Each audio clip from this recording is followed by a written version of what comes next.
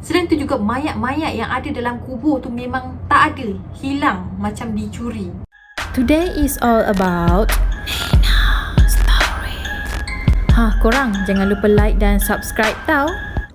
Hey guys, it's me Nina and welcome back to Nina Story. So hari ni aku akan ceritakan tentang beberapa kisah misteri yang pernah terjadi di dunia ni. Dan korang sendiri pun, aku rasa korang mungkin tak tahu dan mungkin ada di antara korang yang dah tahu tentang cerita ni. Tapi apa pun, hari ni tajuk-tajuk pada kali ni agak istimewa. Sebab bagi aku, cerita-cerita yang aku akan kongsikan hari ni sangat-sangatlah menarik. Sampaikan aku rasa macam, oh seriously benda ni ada. So without wasting any time, let's get started.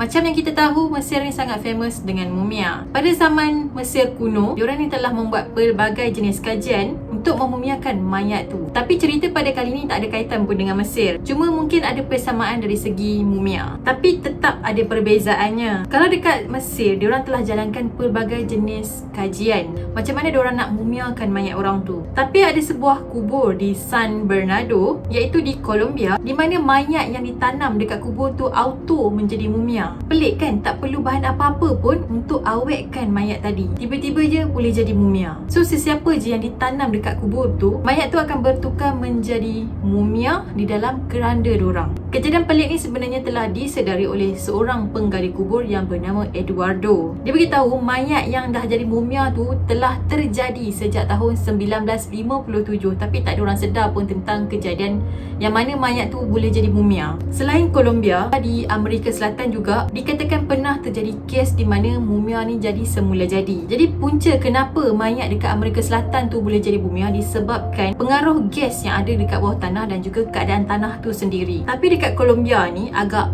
berbeza sikit berbanding dekat Amerika Selatan. Yang mana mayat yang ditanam dekat Colombia tadi tu ditanam dengan keranda. So mayat tu tak bersentuh langsung dengan tanah. Jadi macam mana mayat tu boleh bertukar menjadi mumia sedangkan badan dia langsung tersentuh dengan tanah? Jadi adalah beberapa pendapat yang penduduk dekat kampung tu sendiri bagi pendapat. Diorang kata mungkin disebabkan penduduk dekat kampung tu sendiri kurang bahan kimia dalam makanan diorang. Jadi bila seseorang tu mati dan jadi mayat, makanan yang dimakan oleh orang tu yang tak ada bahan kimia dan bahan kimia tu tak boleh nak hancurkan body mayat tu sendiri.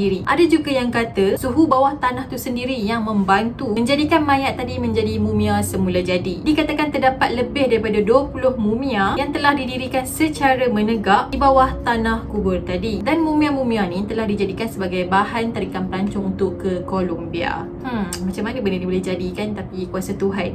So, next story.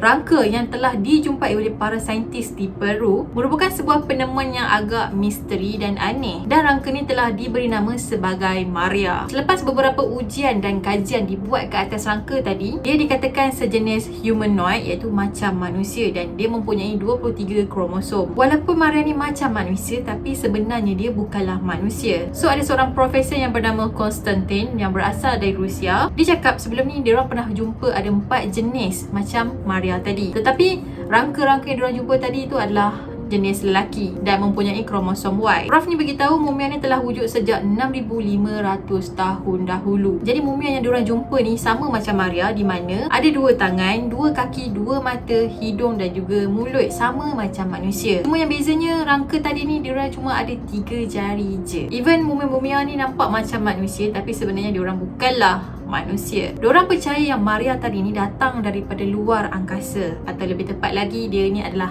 alien. Diorang juga percaya yang Maria tadi merupakan sesuatu bangsa yang dah mencapai tahap ketamadunan yang lebih awal daripada bangsa manusia. So korang percaya ke yang Maria tadi betul-betul alien? Atau korang percaya yang Maria tu cuma manusia biasa tapi dia tu cacat? Ataupun korang percaya diorang sengaja mereka-reka mumia tadi dan cuma nak dapat attention media? Komen di bawah. So next story.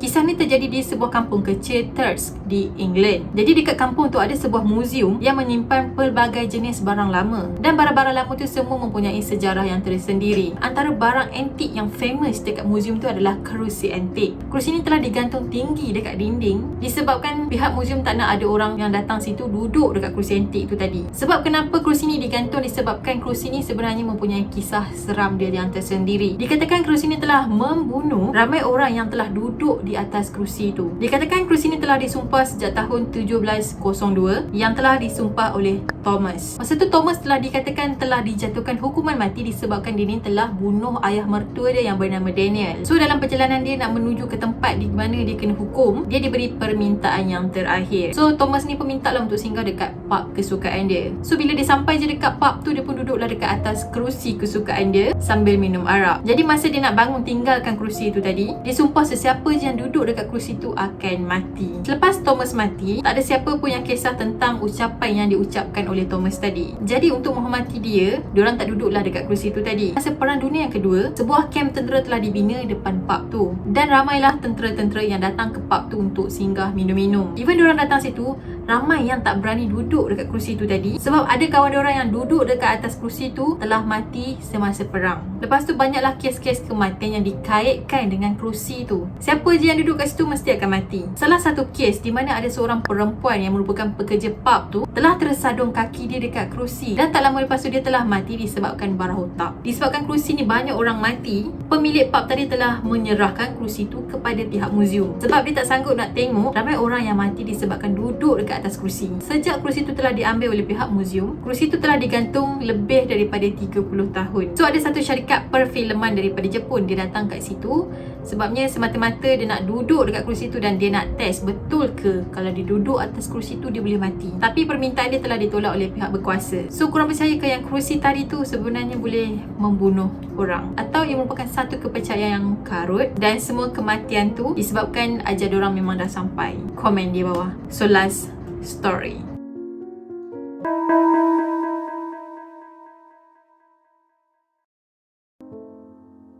Kisah ni pula tentang sebuah kampung yang dikatakan telah hilang secara misteri. Selalunya kita dengar orang je yang hilang, tak pernah pula dengan kampung yang hilang. Tapi cerita kampung yang hilang ni memang agak misteri dan pelik. Ada sebuah kampung yang diberi nama sebagai Anji Kuni yang berada di Kanada telah hilang tanpa jejak. Lokasi ni dikatakan berdekatan dengan sebuah tasik yang bernama Anji Kuni. Pada satu malam pada bulan November pada tahun 1930, ada seorang pemburu yang bernama Joe telah lalu dekat sebuah kampung di utara Kanada. Jadi dia decide lah nak singgah dekat kampung tu sebab dia dah penat berjalan dan cuaca pun agak sejuk. Lagipun Joe ni memang sangat-sangat familiar dengan kampung tadi, dan dia pun ada kawan-kawan daripada kampung tu. Apa yang pelik, masa dia nak masuk ke dalam kampung tadi, dia rasa suasana dekat kampung tu agak aneh, yang mana suasananya sangat-sangat sunyi, tak ada manusia maupun haiwan ternakan. So dia pun jalanlah masuk ke dalam kampung tu dan menuju ke sebuah tempat di mana dia selalu lepak dengan kawan dia yang bernama Fran. So Fran ni adalah orang daripada kampung tu lah. Fran ni merupakan seorang bekas tentera dan dia ni hudung kaki, dan dia juga tak pernah keluar daripada rumah tu. Sampai je Joe dekat situ, tempat yang didiami oleh Fran tu sunyi sepi dan Fran pun tak ada. Dalam rumah tu Joe nampak ada makanan atas api dan juga tongkat Fran yang telah ditinggalkan. So Joe ni pun pelik ke mana Fran tu pergi dan orang-orang kampung. Jadi dia pun decide lah nak cari bekas tapak kaki yang ada atas salji. Dia nak cari ke mana arah tapak kaki tu pergi. Tapi yang lagi peliknya, tak ada satu pun bekas tapak kaki atas salji maupun bekas tapak kaki haiwan ternakan. Seolah-olah macam